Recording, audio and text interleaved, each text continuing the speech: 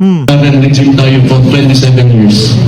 So that was the attempt of this guy, bangag na nag-asmaran kanyang karon. Kita niyo yung nasa UN siya? Sipon? Sipon ang putik na yun. Kayong mga DDS, ang bobobo ninyo, ang hihina ng ulo nyo, utu-utu kayo, ano? Totoo, kung hindi ako nagkakamali, sabi, totoo daw yun. Ano ba naman? Sinong tao ang hindi sinisipon? Putang ina namang ano yan. Banat yan baste, oh. Ginagawa mong mga kinder yung mga nakausap mo, yung mga DDS, eh. No? Big deal, sipon. Ako nga minsan dito kapag kahon nakaupo, pagka may lagnat o merong inuubot sipon, palasi nga ako dito eh. Di ba? Yung pa kaya presidente lang naman yan, tao pa din naman yan. Katungkulan lang yung pagiging presidente. Ano, hindi na pwedeng sipunin, hindi na pwedeng ubuhin. Abay, gago ba kayo talaga?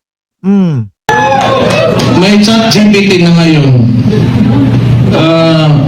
Hindi ko naman sinasabi kasi magpulong ako tapos nagkakasuhan ako. Pero tingnan mo lang, what are the... Ay, nandyan ba si Tay Tigas? Oh, shout out po sa inyo, no? At kay Sir Archie Beroya, nakita ko na din. At yung kaibigan ko na si Rodrigo Duterte, kamusta? Diyan sa Oblo, boss.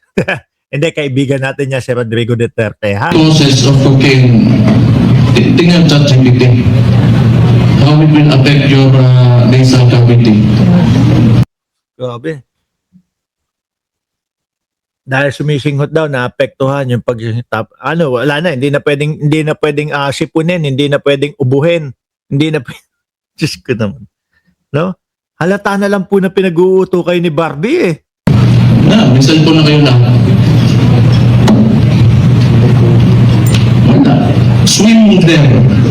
He is a swindler. Yung ginawa sa atin, kaya nga, naniniwala tayo kasi akala natin itutuloy niya. Ganito lang naman tayo, kaya nandito tayo lahat ngayon. Kaya, marami tayong parallel groups. Ninapitan na po ni Budol daw, budol. Parang kagaya nung ginawa sa atin ng dating Pangulong Duterte. Pag ako naging presidente, sasakay ako ng jet ski, magtatarak ako ng bandila ng Pilipinas. Doon daw po sa West Philippine Sea. Yun ang totoong budol. Di ho ba? ni Sir Mike Defensor pati ni Speaker Bebo. Nung nakita ko sila pagdating nila doon sa bahay ko, patay po po yung mga po.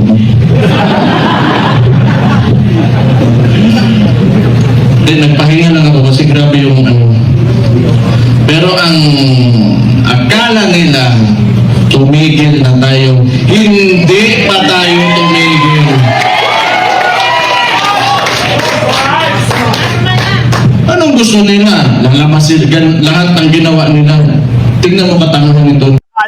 Nakabuelo na kasi si Baste Duterte, no? Kaya lumabas na uulit. Pero uulitin ko mga bossing. Uulitin ko mga kababayan. Ang dahilan kung bakit nagpahinga si Baste kasi nga po napahiya doon sa puro pagyayabang na boxing-boxing o yung mga suntukan-suntukan. Hindi naman pala kakasa. O, tinuloko nila ako, Barbie. Barbie daw ako. Wala, dito na nga lang ako sa Gedli. Di muna ako magpaparamdam. O, di ba? Yun yung katotohanan doon. Crispino, Sukayan, shoutout sa iyo. Saan nagbukas ng usapin ng flood control na may mga ghost project? Kaya Oo yan. Hindi, dati. Oy, loko, binuksan din ng tatay mo yon, yung usaping flood control. Di ba? Binuksan din ng dating Pangulong Duterte yung usaping flood control. Nakaupo nga. Sabi ko nga sa inyo, nakaupo hong gano'n. No? Kinakausap tayo, sinasabi sa atin na madaming kalokohan, madaming maraming ghost project, madaming flood control diyan sa DPWH, madaming korupsyon. 6 na taon siyang nakaupo noon, ha? Ano ginawa? Ano kinilos? Wala. Walang nasolba. Ito, mag-aanim na, ilan ba? Halos siguro mag-wawalong buwan na ngayon. Simula nung binuksan ni Pangulong Bongbong Marcos yung flood control na yan. Mga nagmamadali na po. Bakit gano'n? Wala pang ganun. Wala pang nakukulong. Di ba? Samantalang yung kay dating Pangulong Duterte, 6 na taon, walang ginawa doon sa DPWH. Ma'am Neng Gigi, ayun na nga, sabi ni Tai Tigas, Barbie Baste for President. Wag dito, Baste. Oh. Di ba? Ako tumahimik talaga. Kasi hinayaan ko na Pero muling bumalik lang ho sa utak ko mga bossing Talaga palang namumutawi sa utak nila, sa ulo nila, si Auntie Claire, no? Bigla akong kinabahan, bigla akong natakot mga bossing sa sa buhay ni Attorney Claire Castro. Kasi pagka eto mga Duterte ito Sara Duterte, lagi mong naririnig. Yung Auntie Claire, Baste Duterte, Auntie Claire, sino ba yung isa? Si Boy Saksak, si Pulong, Auntie Claire din. Naku po. Mag-iingat po kayo, Atty. Claire Castro. Iba tong mga kalaban na ito. self-destruct yung gago na yan. Kasi alam kong sasabog sa mukha niya because unang-una sa lahat, pag ikaw Ulitin ko, hindi ka tumahimik, no? Dahil na alam mo na magse-self-destruct o babalik kay Pangulong Bongbong Marcos yung pagbubukas niya ng flood control. Tumahimik ka kasi nga inaasar ka ng mamamayang Pilipino na Barbie ka daw. Yun ang dahilan nun. eksekutibo, you cannot point at someone else for the mistakes of your administration. Pero sa tatay mo pa dati, 13,000 ang flood control. Ulitin mo nga, Ardayan, paki-post nga ulit. Ilan to be exact yung pinagyayabang ng administrasyong Duterte na flood control daw? 13,900 plus. Ano yun? Dahil iba na ang presidente? Dahil si Bongbong Marcos na ang presidente? O wala na, lahat ng 13,000 na flood control hindi nagagana. Bakit? Expired na kasi iba na ang presidente. Ganun ba yun? Hindi. Aabot pa nga ng 40 years, 50 years, 60 years.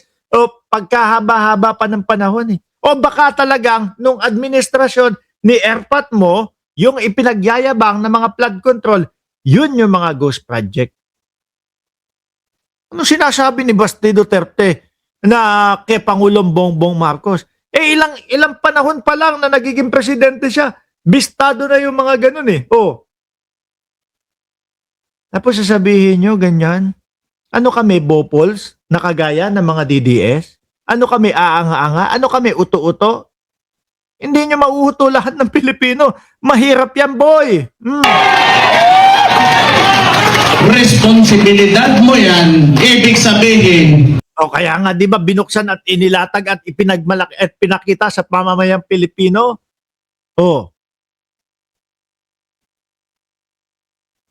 Anak ng putik ng mga dahilan ni Baste. Responsibilidad mo yan. Ibig sabihin, ikaw ang bahala dyan. Ikaw ang nagpabaya dyan. Kung pinapabayaan yan ni Bongbong Marcos, mga kababayan, baka hanggang ngayon, wala pa din tayong nalalaman. No, kung ang Pangulong Bongbong Marcos ay dyan, sangkot dyan, baka hanggang ngayon hindi niya inilalantad dyan Bakit to? Siyempre naman, sino bang tanga? Sino hong tanga, mga kababayan? Yung kasali ka sa corruption, tapos ikaw ang magpapaimbestiga ng mga korap. At alam mo na pwede o posibleng umabot sa iyo yung usaping corruption. At posibleng ikaw ang iturong mastermind. Ano yun? Pambobo yung ganun, Baste. Di ba? Walang aanga-angang tao. Yung ikaw yung dahilan o ikaw yung pinagmumulan tapos ikaw yung magpapaimbestiga. Bobo ang tawag doon, Baste. Huwag mong tangahin ang mamamayang Pilipino. No? Maliit yung utak mo para matanga ang mamamayang Pilipino.